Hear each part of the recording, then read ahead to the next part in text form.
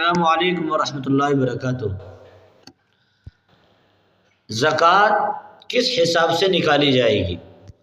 तो मसला ये है कि ज़कात जब हम किसी माल की निकालें तो पूरा साल होना शर्त है कि आप जब साहिब निसाब बने हो तो उस पर साल गुजर जाए कमर हिसाब से, यानी चांद के हिसाब से, तो फिर 2.5% आपको ज़कात निकालना वाजिब होगी।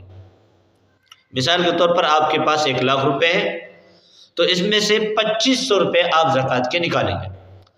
इसी के हिसाब से आप अपने सारे माल की ज़कात निकालेंगे। पूरे माल का 40वां हिस्सा देना वाजिब होता है और इसको अगर गणित के हिसाब से समझा जाए, मैथ के हिसाब से समझा जाए, तो हमें 2.5 रुपये अदा करने होते हैं फ़ी 1000। 25 यानी 25 रुपये अदा करने होंगे फ़ी 1000 पर आपको। अस्सलामु अलैकुम।